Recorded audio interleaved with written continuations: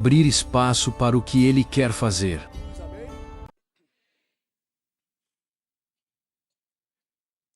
Eu creio que eu vou chegar até o fim com essa minha voz. Mas eu fui acometido de um vírus.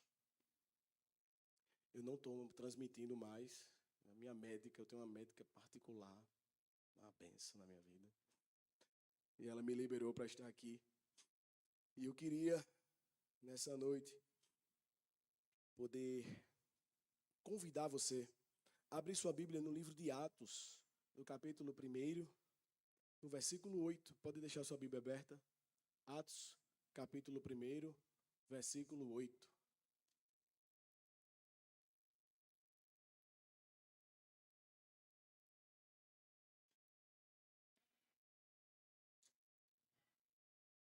Quem achou, diga achei. Quem não achou, diga eu não achei. Eita Jesus.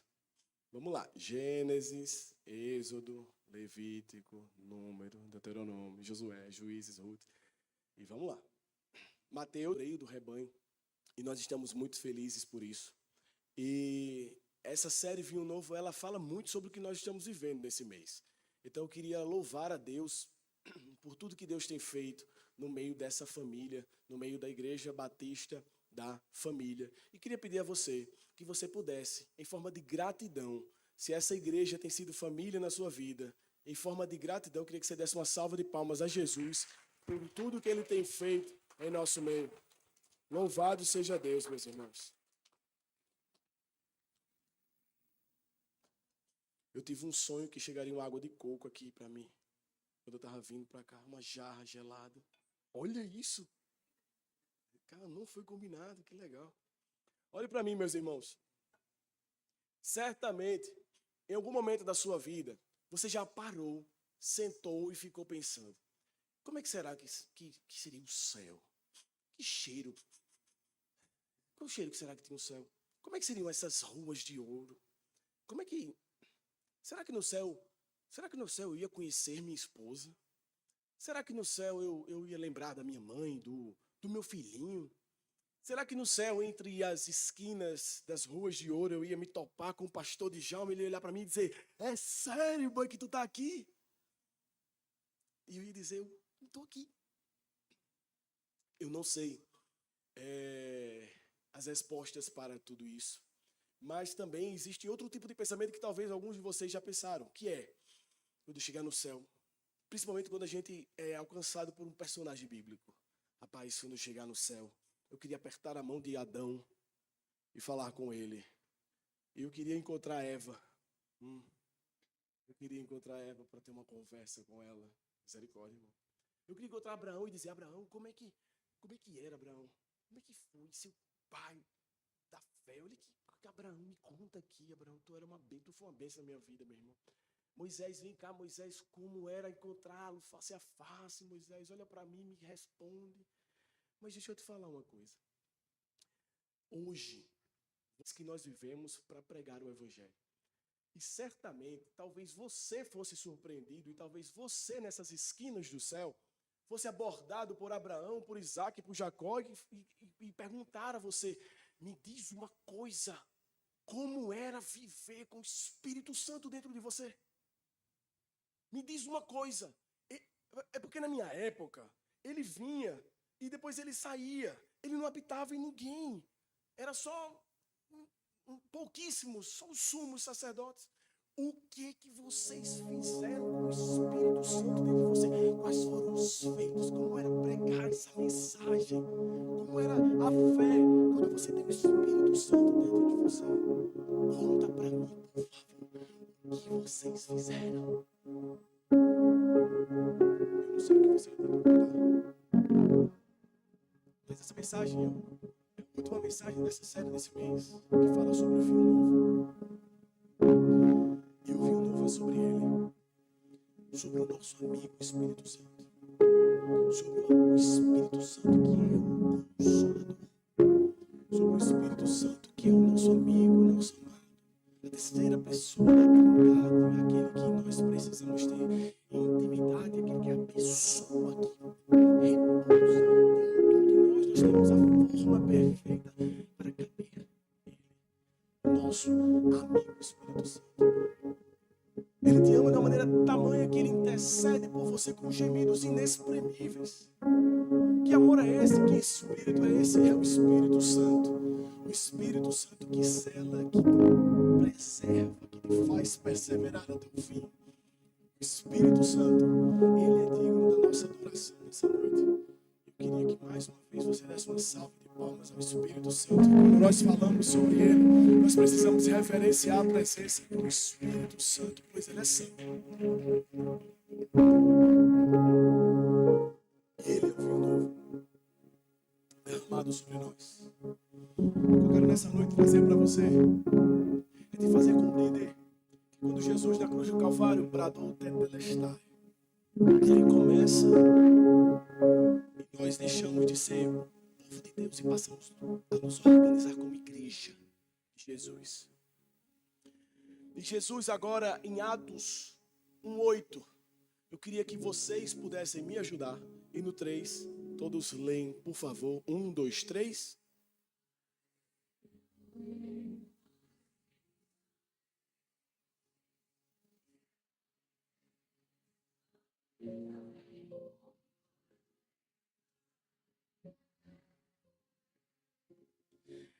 Aqui é o início de tudo. Aqui é o vinho novo, ele vai começar a ser passado. Aqui,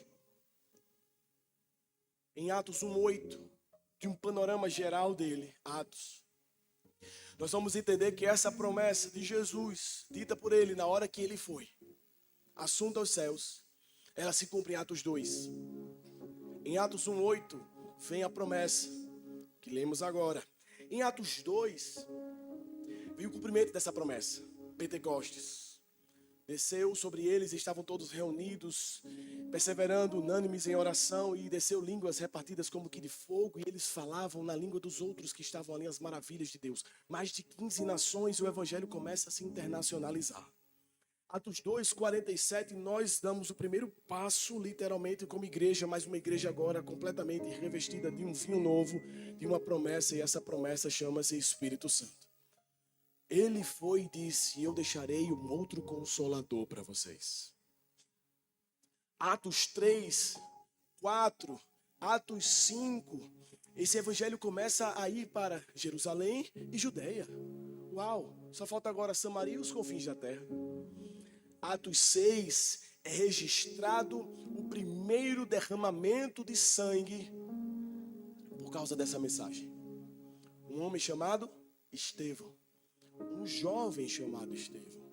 Na verdade, todos os heróis, esses atos aqui dos apóstolos, os apóstolos, Estevão, os mártires, os primeiros eram muito mais novos do que você imagina. E aqui em Atos 6, Estevão derrama seu sangue. Em Atos 6, Estevão começa a desfrutar de algo que, depois de Cristo, nós vamos começar a perceber que Cristo faz. Ele é o exemplo perfeito, e a partir dele nós vamos ter o vinho novo. E em alguns momentos, o preço do vinho novo é você, literalmente, entregar tudo. Jesus não quer você abrindo mão apenas de um pecado. Jesus não quer você abrindo mão apenas de uma coisa ou de outra. Enquanto você acha que faz muito porque você está lendo a Bíblia, de vez em quando você jejua, eu quero te dizer uma coisa: enquanto você acha que faz muito, Jesus fez tudo. E o mínimo que nós podemos fazer é entregar o máximo a Ele, sem reservas. Esse é Atos 6. Atos 7 vem depois de Cristo, o maior sermão expositivo já aplicado, 60 versículos em Atos 7. Em Atos 8, essa mensagem chega à terceira maior cidade do mundo à época, no continente asiático, lá na Turquia, a cidade de Antioquia. A terceira maior cidade do mundo é recebida. E agora em Atos 9, para tudo. Esse time vai ganhar a sua maior contratação. Esse time vai ganhar o seu maior reforço. Atos 9 é o caminho para Damasco, a estrada, que traz para esse time um homem chamado Saulo de Tarso. Paulo, ele chega para compor o time dos heróis, dos apóstolos em Atos 9. E em Atos 10, existe a conversão de um gentio. Eita, salvação também é para os gentios? É, também é para os gentios. Eu achava que a salvação era só para o povo judeu. Não, a salvação é para os gentios. Em Atos 10, Cornélio se converte como um bom gentio. E ali o povo olha assim e faz, então não é só para judeu, é para mim, é para tu, nós somos gentis. Gentios. A não ser que tenha algum judeu aqui, tem algum judeu aqui? De manhã também não tinha. Em Atos 10 acontece isso. Agora vem Atos 11. Em Atos 11, o evangelho já chegou a Jerusalém e a Judeia. Em Atos 11, o evangelho chega a Samaria. Foi muito rápido para se cumprir. Falta só os confins da terra. Agora, Atos 12, 13, 14, nós temos a primeira viagem de Paulo. A característica de alguém que é cheio do vinho novo é ele sempre entregar a sua vida como oferta de uma forma missionária. Existe uma ordenança sobre mim, sobre você e sobre qualquer pessoa que pisa nessa terra. E essa ordenança é: ide e fazei funcionários. Ide e fazei colaboradores. Ide e ajuntai tesouros na terra. Tem isso na sua versão? Não? Na minha também não. Ide e fazei discípulos. Ninguém sobre esta lei está livre. Então, se você bate no peito e diz: tu é crente, é? É, eu sou cristão. Se você é cristão e fala isso com tanto orgulho, saiba que você tem uma missão. É ide. E se nesse ano de 2025 ninguém veio aqui se converter porque você foi ponte na vida de alguém, você é muita coisa, meu irmão. Mas eu sinto lhe dizer, está faltando ide. Nós chegamos agora em Atos 15 até o 20, segunda viagem missionária de Paulo, Cesareia Marítima. Paulo vai e começa. O Paulo que se converteu em Atos 9, em Atos 20, já está na segunda viagem. Deixa eu dizer um detalhe para você.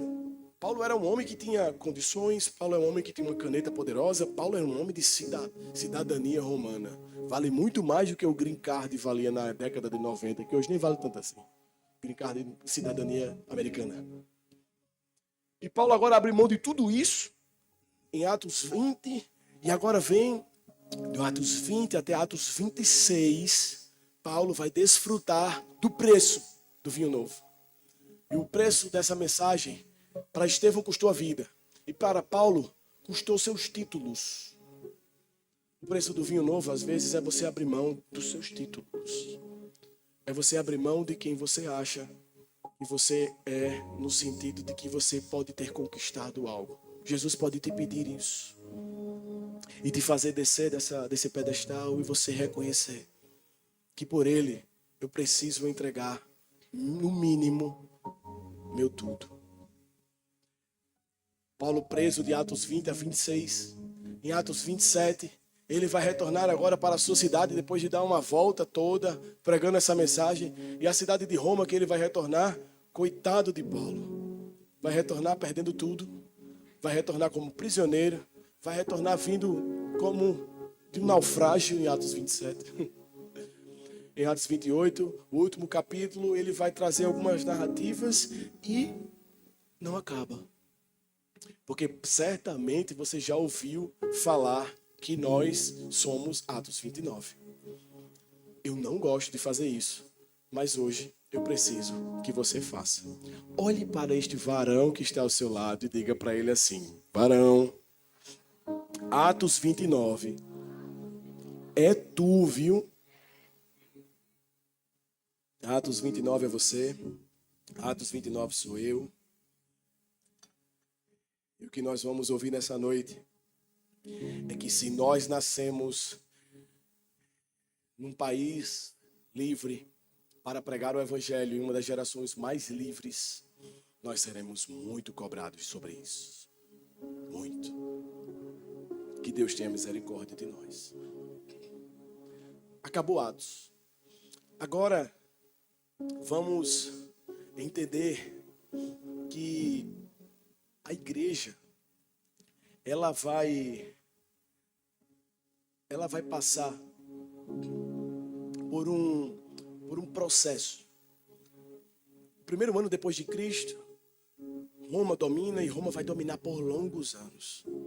E eu quero trazer alguns dos momentos em que esse vinho novo, ele vai sendo passado de geração em geração, de igreja a igreja, até chegar aqui em 2025 e está disponível para mim e para você. Eu queria falar especialmente sobre o ano 54 depois de Cristo. No ano 54 depois de Cristo, existe um homem nessa terra. Um dos homens mais diabólicos e sanguinários. Um dos homens mais cruéis e um dos homens mais malucos, terríveis que essa terra já viu. Esse homem é este aí. O imperador Nero, no ano 64, 10 anos depois de estar sob o domínio na cadeira mais importante do mundo, sendo o homem mais importante do mundo, ele foi para a parte mais alta de Roma, ele sentou nessa parte mais alta, cruzou as suas pernas, começou a comer aqueles cachos de uva e mandou tocar fogo em Roma. Taca fogo em Roma. Vamos colocar fogo aqui. E durante 7 dias, 7 noites, Roma pega fogo, o incêndio começa a tomar uma proporção que que todo mundo começou a olhar, uau, vai acabar? Acabou. Quando parou, dos 14 bairros que tinham em Roma, apenas 4 estavam menos atingidos. E nos bairros que quase não tinha nada queimado, eram bairros em que a grande maioria eram cristãos. Isso foi um prato cheio para este homem fazer o quê? Colocar a culpa no incêndio nos cristãos. Começa aqui, na mente desse homem, a maior perseguição e derramamento de sangue da minha e da sua religião, que nós nos colocamos como cristãos. Nero, ele vai na sua fúria colocar cristãos para serem crucificados. Eles são Jesus, eles não amam a Jesus, que morram como ele. Colocam esses crucificados a um ponto que era tanto cristão sendo crucificado que faltou, os relatos históricos dizem que faltava madeira em Roma para fazer cruz. Aí pegavam, ao invés de 2 estacas, pegavam, ao invés de colocar o povo crucificado agora, colocava eles em apenas uma estaca e empalavam estes cristãos. Empalar é tão forte que eu não vou nem dizer para você o que significa, depois você olha lá quando você chegar em casa. Empalavam os cristãos e colocavam piche sobre eles. E Nero, como gostava muito de fogo, dizia, vamos tacar fogo nos cristãos. Fogo. E esses homens e mulheres morriam queimados. Qual crime que eles cometeram? A sua fé em Cristo. Apenas isso. Homens e mulheres são queimados por este homem. Este homem, ele perde o trono. E no ano 68 depois de Cristo, Nero se mata. No ano 70, existe outro imperador. E o seu nome é Vespasiano. Este homem, no ano 70 depois de Cristo, ele vem e ele tem uma ideia. Como se fosse uma escola de mentes dominadas por Satanás. E na sua ideia ele diz, que tal nós fazermos um coliseu em Roma e colocarmos homens para se degladiarem até a morte? Vai ser legal, né? Vai. Vamos fazer o seguinte, eu vou decretar um feriado de 100 dias que ninguém trabalhe. E o povo... 100 dias para tudo, ninguém trabalha. E agora o que é que nós vamos fazer? Eu quero 100 cristãos por dia, para nós oferecermos eles nas arenas. Eram colocados cristãos enrolados em peles de animais, passavam sangue de animais, colocavam esses cristãos, amarravam eles, muitas das vezes, os ajoelhavam por ali, e esses cristãos eram oferecidos a leões famintos, a cães selvagens e a touros para pisotearem eles. Era tanto sangue, mais ou menos uma média de 100 por dia, que estima-se os relatos históricos que 10 mil cristãos morreram nesses 100 dias. 10 mil cristãos. E era tanto sangue, era tanto estardalhaço que faziam com aqueles corpos terríveis, que o povo pisava e onde pisava dava sangue. E daqui nasce uma expressão que nós conhecemos: eu estou contigo até que o sangue dê na minha canela. Porque esses homens eram postos amarrados, colocavam eles de joelhos, e os relatos agora é que não eram apenas homens. Eram homens, mulheres, crianças, famílias inteiras. Mulheres grávidas que eram dilaceradas por leões e os bebezinhos saltavam para fora das suas barrigas. O preço do vinho novo para esses homens e mulheres era entregar sua própria vida. Famílias inteiras dizimadas na arena, enquanto o povo de Roma, ensandecido, gritava: morte aos cristãos. Mas os relatos históricos colocam esses homens que colocavam e ficavam em círculos de uma maneira em que algo completamente paradoxal acontecia. Ao invés de uma desesperança, de um desespero gigantesco, o que eu via era esses homens, mulheres, crianças, famílias inteiras com os seus corações bradando ao Senhor que quando, enfim, chegar a hora em que a morte enfrentarei, sem medo então terei vitória, em breve já verei a glória, o meu Jesus que vivo está. E eles clamavam assim: porque ele vive, eu posso crer no amanhã, porque ele vive, temor não há, mas eu bem sei. E a minha vida está nas mãos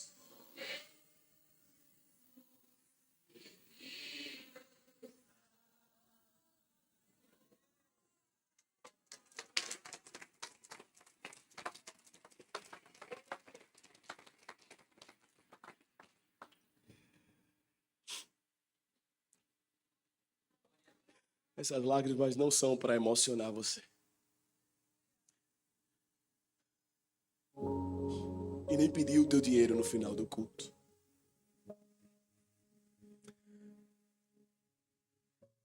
Isso não é uma programação neurolinguística que vai mexer com sua mente e te fazer se emocionar. Essa mensagem é a história do povo de Jesus de Nazaré. E ela foi escrita com muito sangue, sim.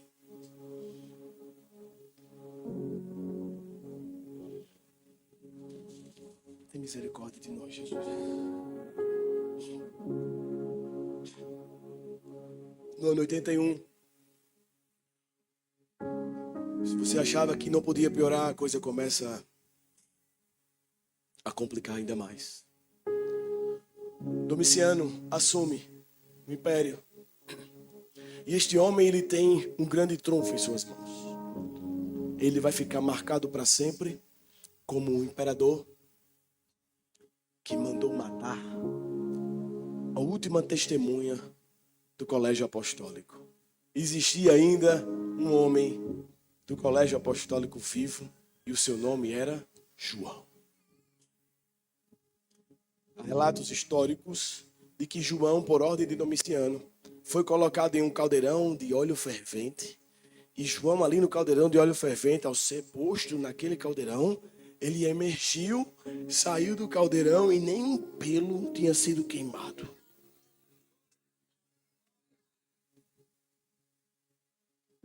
Nenhum registro da morte dos apóstolos está na Bíblia, a não ser o de Tiago, o maior, o mais velho. Aí Domiciano faz o quê? Ele olhou para João e viu que aquele homem tinha alguma coisa especial e era uma coisa espiritual. Eles morriam de medo disso. Fez o quê? Faz o seguinte. Pega esse homem, esse que saiu do caldeirão que a gente viu agora. Nada queimado, nenhuma queimadura. Bota ele lá, fecha todas as fronteiras. Deixa ele isolado lá na ilha de Patmos. Bota ele lá na ilha de Patmos. Fecha todas as portas para ele. Mas quando todas as portas da terra se fecham, Jesus abre as portas da eternidade, dos céus. E João recebe do Senhor a divina revelação sobre Apocalipse. E João morre de morte natural. Mas não por falta de tentativas de ter sido um mártir. E aqui, eu quero te mostrar qual foi o final e o preço do vinho novo na vida dos meus heróis, que eu ensinarei para os meus filhos, que são os meus heróis. Não é Capitão América, não é Thor, não é o Hulk. Os meus heróis, o preço do final das suas vidas foi exatamente assim. Pedro, por amar a Cristo e ser fiel até o fim, morre por ordem de Nero, crucificado de cabeça para baixo, no final da sua vida. Filipe morre crucificado como Jesus, numa cruz normal, romana, em forma de T. André morre numa cruz em formato de X, feita pelos gregos, que causava ainda mais dor e ainda mais asfixia. Simão Zelote, um guerreiro bom na espada, é preso e é cerrado ao meio. Tiago, o maior, está no relato bíblico, é traspassado por uma espada e morre por pregar o evangelho. Tiago, menor, é lançado do pináculo do templo, uma altura que estudiosos afirmam ter mais de 40 metros. E ao cair lá embaixo, quebrar os seus ossos das suas pernas, enquanto ele ainda tinha vida, uma pequena multidão de homens se juntaram e apedrejaram ele até morrer. Tomé, enquanto pregava o evangelho na Síria, ele foi caçado como uma verdadeira fera por homens que ouviam aquela mensagem que não queriam, e Tomé morre flechadas. Matias, aquele que substitui Judas, morre queimado em praça pública. Judas Tadeu morre a golpes de machado. Mateus também morre a fio da espada. Bartolomeu, ele é esfolado vivo. Arrancaram toda a sua pele. E depois de terminar de arrancar a sua pele, cortam a cabeça de Bartolomeu. Paulo, aquele que entrou para o time dos apóstolos, por ordem de Nero também, tem sua cabeça decapitada. E João tem uma morte natural, mas não por falta de tentativas de ser martirizado. Esta é a galeria desses heróis. O preço do vinho novo para eles foi entregar sua vida. E eu estou falando literalmente. O que você acha que você tem de melhor do que eles? Que entregavam muito mais do que eu e do que você temos entregue a Jesus. Mas é porque eles não trabalhavam, não estavam numa correria que nós estamos, né?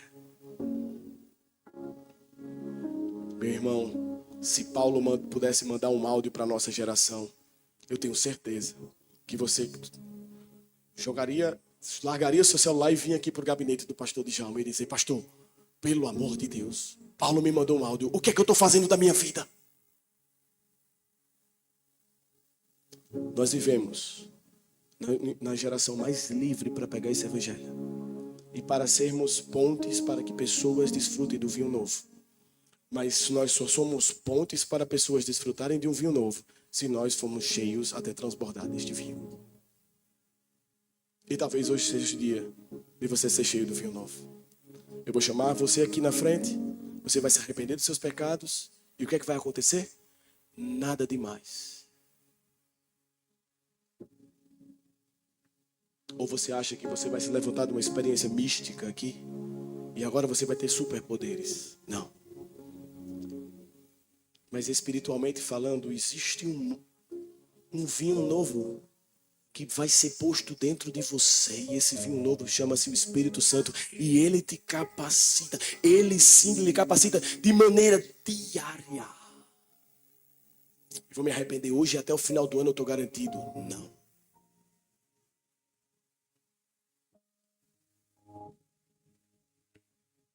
Você é mais fiel a práticas suas do que as práticas espirituais.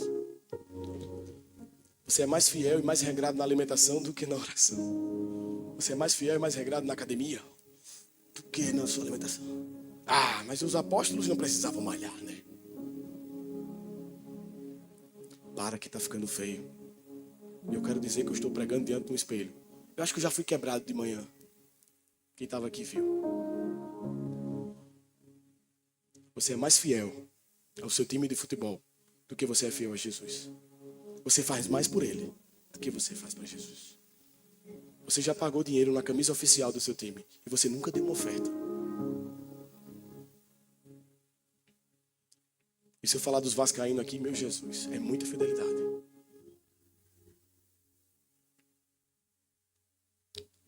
Vamos rir um pouquinho, né, para o clima ficar menos. Meus irmãos,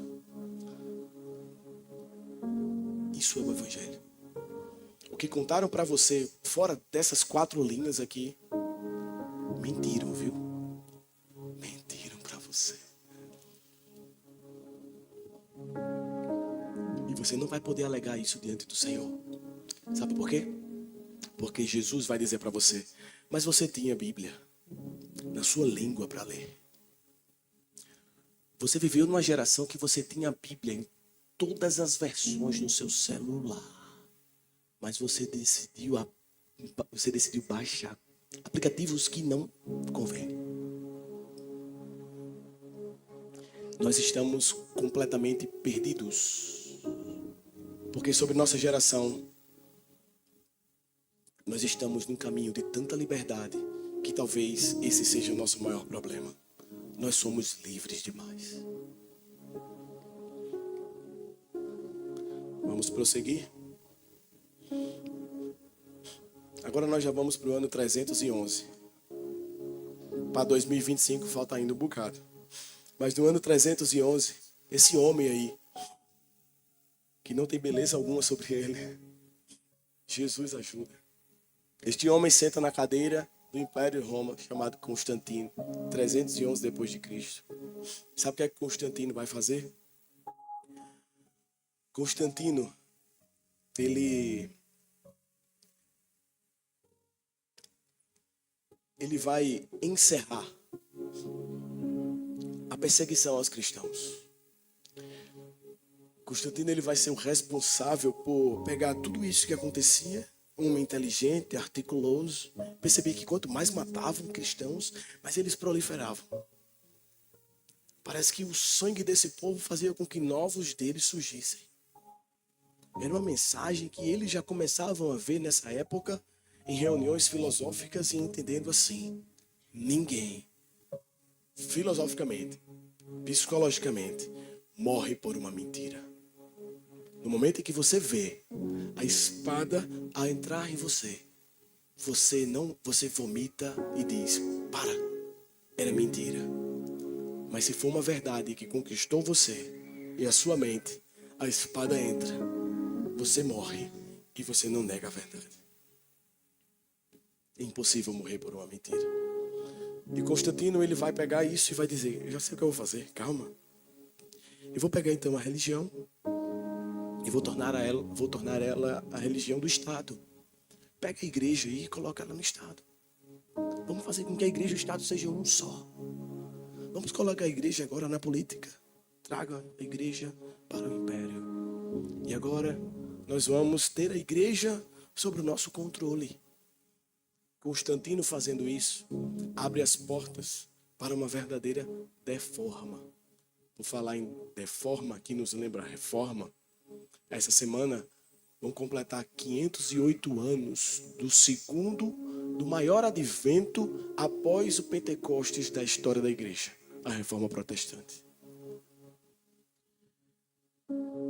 E Constantino abre as portas da igreja, mistura a igreja e Estado, e ele causa um verdadeiro alvoroço. A parte boa, não tem mais Coliseu e o povo morrendo. A parte ruim, todas possíveis. Começamos a ficar livres demais. Vou pular 300 anos para ficar mais rápido. Em 604, um imperador chamado Focas. Este homem não soube lidar tanto com o trono do Império Romano e a cadeira do homem mais importante da história, do mundo ali, naquele momento da história. E acontece que o imperador Focas, ele começa a perceber que as pessoas o adoram, as pessoas trazem presentes, as pessoas se curvam diante dele, e ele tem uma ideia. Uau! Eu vou trazer para mim e vou dizer que eu agora sou um Deus. Por que não? O homem mais importante do mundo ser considerado também uma espécie de um Deus. Ele traz para si, e aí Focas, ele já diz assim, vou fazer o seguinte, eu vou colocar então, vou fazer assim. Eu sou o homem mais importante do mundo e eu vou atrás do maior bispo da igreja que existe hoje. Mandem chamar na minha presença um bispo chamado Nicolau. E vamos trazer Nicolau e vamos fazer uma oferta para ele dizendo assim, Nicolau, a partir de agora, você senta nessa cadeira e você é o bispo universal da igreja. Em outras palavras, ele quis iniciar ali em 604 o papado em Nicolau. E Nicolau diz exatamente assim para ele, como resposta em público. O bispo universal da igreja só existe um e o seu nome é Jesus de Nazaré. Qualquer um que assumir esse título é considerado sim um anticristo e não aquele que está pela causa de Cristo. Eu preciso falar o que aconteceu com ele? Ele recebe o título de herege.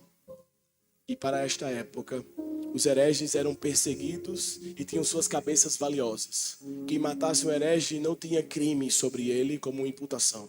Pelo contrário, era considerado um amigo do imperador. E ser amigo do imperador era algo muito valioso. Morte aos hereges! E aí assume outro homem, no ano 607, 3 anos depois, um homem chamado Bonifácio III. E aqui em 607 se inaugura o papado. Bonifácio III assume e a partir de agora nós vamos começar a ver a deforma da igreja tomando ainda mais deformidades. Aqui a gente vai pular já para o 12º, 13º, 14º século. Os 3 séculos que a igreja tomava conta de tudo. Os séculos que a igreja era quem tinha o domínio de tudo, em todas as esferas, artística, política, tudo que você imaginar passava pelo crivo da igreja. A igreja dominava o mundo, E sabe como ficou conhecida essa era? A Era das Trevas. Na Era das Trevas, o que é que esses homens fizeram? Recolheram os exemplares daquilo que pode libertar o homem. Somente as Escrituras podem nos iluminar e nos libertar. Nessa época, a versão mais completa da Bíblia era a Vulgata. E só existiam cerca de 10 exemplares no mundo. Era muito fácil de manter o controle, sim ou não? E aqui, nós vamos chegar nesses anos, nesses séculos, mas nós temos uma convicção que a história ela sempre guarda os remanescentes fiéis. O evangelho ele começa a sair e pessoas começam a ter acesso a esses exemplares. John Wycliffe, um dos homens considerados como pré-reformadores. Deste homem, por causa dele, talvez essa figura, essa silhueta deste homem não represente nada para você, mas foi por causa dele que você hoje consegue ler as verdades que queimam seu coração nas Escrituras. Você já imaginou o que seria da sua vida sem você ter acesso aos versos que já saltaram da Bíblia e já entraram no seu coração? Que ao mesmo tempo, enquanto entram ferindo, fazendo ferida e matando, eles também conseguem renovar e sarar as feridas e gerar vida nova. O que seria de você sem este acesso? John Wycliffe, professor na Universidade de Oxford, na Inglaterra, começa a ir para uma verdadeira missão de traduzir a Vulgata do latim para o inglês. Ele começa a sua jornada, e na sua jornada ele começando a traduzir para que mais pessoas tivessem acesso, e ele olhando para a realidade da igreja na época, olhando para aquilo tudo, aquilo que era suprimido do povo, ele começa a traduzir aquilo para o inglês, corre, traduz, até que a igreja silencia John Wycliffe. Ele não consegue concluir, ele não consegue terminar a tradução, mas aprove ao Senhor que um outro homem, discípulo de John Wycliffe, chamado Jan Hus, esse homem natural da República Tcheca, Jan Hus, ele tem algo que sobre ele os livros históricos reservaram para este homem, que sobre ele acontecesse, que ele desse continuidade àquilo que John Wycliffe começou. Jan Hus, ele conclui por inteiro a tradução da Bíblia para o inglês. E agora muitas pessoas começam, porque só existiam 10, dos 10 que existiam, agora já tem um exemplar em inglês, e esse exemplar em inglês começaram a fazer cópias. E essas cópias começam a se espalhar e as pessoas começam a ver a verdade. E John Wycliffe é posto como herege em praça pública, e ele vai morrer ateando fogo nele. E antes da sua morte, John Wycliffe, ele brada para todo aquele povo que estava ali próximo a ele e diz assim: hoje, vocês estão matando alguém pequeno. Eu sou como um pequeno ganso. Mas em breve, Deus levantará para si uma águia e vocês não conseguirão matá-la. Disse isso quando? Em 1417. 100 anos depois, Deus levanta um homem que aí você provavelmente o conheça, chamado Martinho Lutero.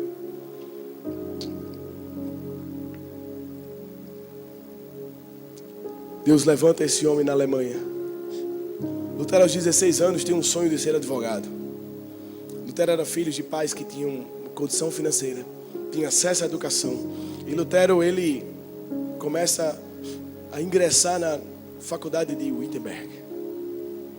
Lutero ali está, e no meio daquela circunstância ali, Lutero, ele era bombardeado pela teologia da época, que era uma igreja que pregava uma opressão, e através dessa opressão, através do medo sobre as coisas, sobre os pecados, sobre o inferno, ela usava disso para extrair o dinheiro do povo. E é nessa pressão que Lutero, ele, de uma forma muito inteligente como ele era, ele começa a perceber que, na verdade, eu acho que eu não quero mais isso para mim. Lutero, ele começa a tentar buscar a salvação de uma forma ou de outra e se livrar do inferno. Nessa época da história, de tantas coisas que a igreja criou para tirar o dinheiro do povo, ela criou uma confissão auricular. Tinha um padre aqui dentro. Você vinha para cá e você começava a confessar os seus pecados para o padre. E era através da confissão dos seus pecados que a igreja conseguia tirar dinheiro de você. E a biografia de Lutero fala que existia um período da sua vida em que Lutero se confessava 2 horas por dia. Lutero, ele saía dali E quando você se confessava de maneira, essa confissão que chama-se confissão auricular, o padre dizia: olha, a coisa não está muito boa para você, mas nós temos uma saída. Dependendo de quanto você tenha no seu bolso, talvez você consiga comprar 1 ano de perdão. Quem sabe 5, talvez 10. Ou quem sabe você, se a oferta for muito boa, consiga comprar um perdão para a vida inteira. E aí você pode viver uma vida completamente no pecado. Essa era a ideia. Quanto mais você tinha, mais perdão você comprava. Lutero assume e ele vê a igreja nesse momento e ele diz: já sei, só a salvação para mim. Se eu for agora para lá e chegando aqui, eu vou atrás daquilo que existe de salvação. Onde é que estão os melhores homens, os homens mais santos? Manda Lutero para o mosteiro. E Lutero vai estar lá no mosteiro. E Lutero vai ser um monge agostiniano. Lutero está ali e ele começa a buscar sobre isso. E é aqui que o Lutero tem acesso à palavra. E no seu acesso à palavra, Lutero ele vai se permitir receber do vinho novo do Senhor, mesmo sabendo que aquilo poderia custar a sua vida. E agora chegou o final dessa história. Lutero aqui está, aos 29 anos de idade. Lutero ele tem um título de doutor em teologia e ele é professor na Universidade de Wittenberg. E Lutero ele tem acesso, o primeiro livro que Lutero vê é Salmos. Isso inclusive influencia para uma área de composição. Lutero tem alguns hinos que são registrados até hoje. O mais conhecido deles, Castelo Forte. E Lutero aqui ele está como doutor nessa faculdade ensinando. E ele começa a ver tanta coisa errada. E Lutero começa a ensinar Gálatas. De Salmos, os mais preferidos eram os 22, os 71, os 77. E ensinando Gálatas, Lutero ali está. Mas Lutero tem acesso à carta maior, Romanos. Os teólogos dizem, os maiores e respeitados, que se nós fôssemos organizar a Bíblia como uma espécie de um monte assim, Romanos seguramente estaria no topo do monte. E Romanos 8 seria a parte mais alta. Mas é em Romanos 1 que Lutero se depara com uma verdade. Romanos 1, no capítulo 1, versículo 16 e 17. Essa verdade que eu quero que você leia. Porque eu não me envergonho do Evangelho, pois ele é o poder de Deus para a salvação de todo aquele que crê. Primeiro do judeu e depois do grego. Verso 17 vai dizer assim. Lutero se depara com essa verdade que vai tirar o seu sono, porque no Evangelho é revelada a justiça de Deus, uma justiça que do princípio ao fim é pela fé e não pelas obras, uma justiça de que do início ao fim é pela fé e não pelas obras, porque como está escrito, o justo viverá pela a fé, somente pela fé. Isso só foi possível porque Lutero teve acesso às Escrituras. E você tem muito mais do que ele.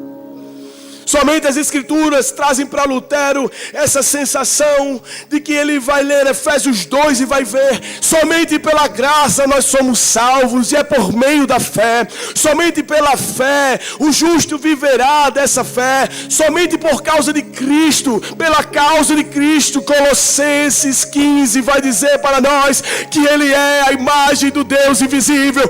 Ele é o primogênito de toda a criação, porque nele foram criadas todas as coisas nos céus e na terra, as visíveis e as invisíveis, e o Pai o exaltou e lhe deu um nome que está acima de todo nome. Por isso, portanto, apenas a Jesus Cristo de Nazaré seja glória hoje e para todos sempre. Amém, amém, amém.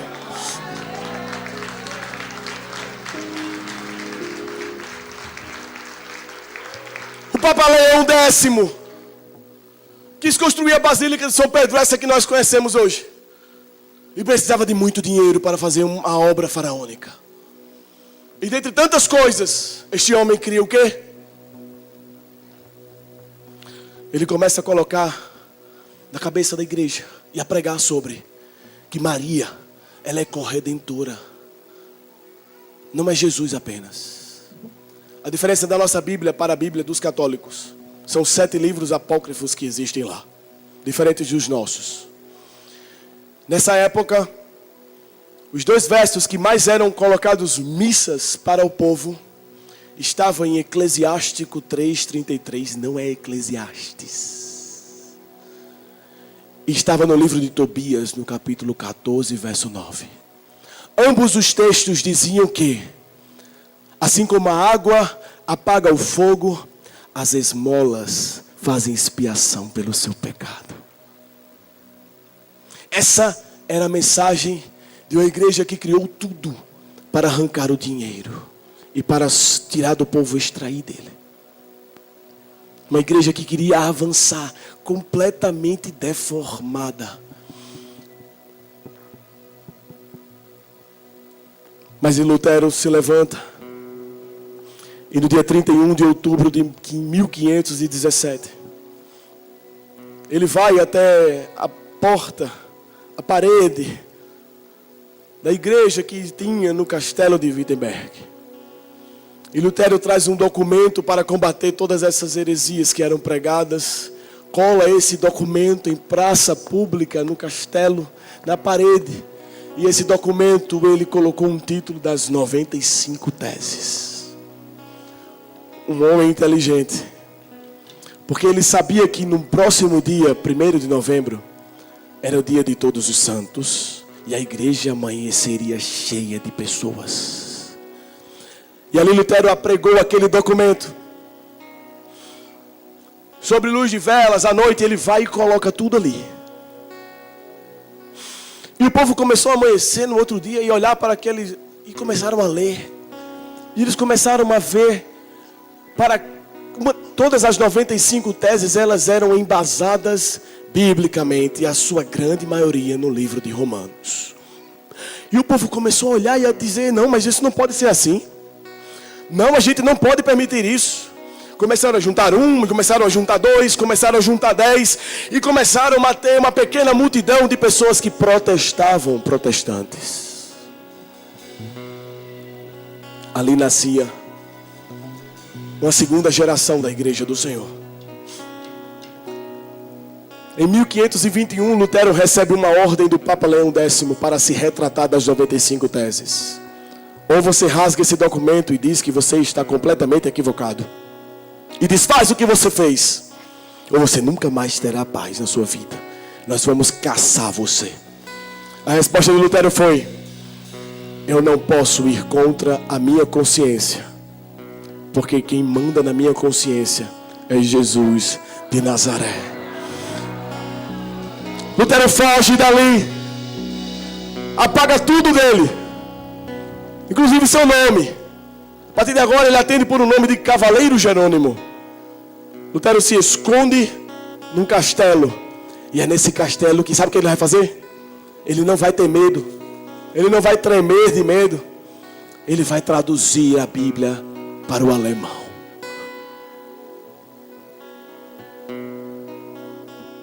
Essa mensagem custou a vida de muitas pessoas. O sangue de muitas delas. Quando John Hus, ao ser morto, disse: eu sou um pequeno ganso e Deus levantará uma águia que vocês não matarão, aquela profecia se cumpriu. Lutero morreu de morte natural. A perseguição não alcançou Lutero. O Coliseu não alcançou Lutero. Os imperadores não alcançaram Lutero. Está vendo esse copo aqui? Ele está vazio. E existem 3 estágios que você pode ter entrado aqui hoje à noite. Você é como esse copo, que nessa forma você pode estar vazio, andando por aí sem saber para onde ir, com um discurso vazio, e só sabe falar. Com 5 minutos a gente sabe o que existe dentro do seu coração e o que domina seu coração. Talvez a única coisa que você sabe falar é que o Flamengo vai jogar amanhã. E eu não tenho nada contra futebol. Talvez a única coisa que sai da sua boca é esquerda, direita, para não citar nem outros nomes aqui. Talvez a única coisa que sai da sua boca é trabalho. Eu trabalho enquanto eles dormem. Você está assim, vazio. Mas, talvez, você entrou nesse lugar e você está assim, pouco cheio.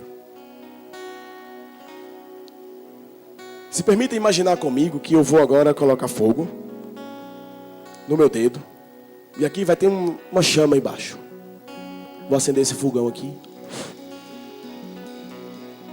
E se você colocar fogo do jeito que está aqui, essa forma, ela vai derreter. E ela vai parar exatamente até onde tem o líquido aqui. Quando nós estamos vazios de vinho novo, quando nós somos provados pelo fogo, nós sofremos na nossa pele. E ela deforma. Mas talvez você chegou aqui e você está assim, ó. Pela metade. Fiz imersão tem 2 meses. Lá me libertei de tantas coisas. Lá eu vi o Senhor, vivi dias maravilhosos naquele lugar. Foi algo incrível, foi algo não sei o quê, foi algo não sei lá. Mas o Senhor sabe, né, pastor? É difícil, né? Difícil para você. Difícil eram para eles. Você é livre. E talvez esse seja o nosso maior problema. É a nossa liberdade. Você é livre. Mas é porque o Senhor não conhece minha correria. Se o Senhor conhecesse, eu não conheço mesmo não. Mas eu conheço alguém que sabe o que você tem feito com o seu tempo. E Ele lhe convida para que você possa ser cheio do vinho novo. E se você for cheio do vinho novo,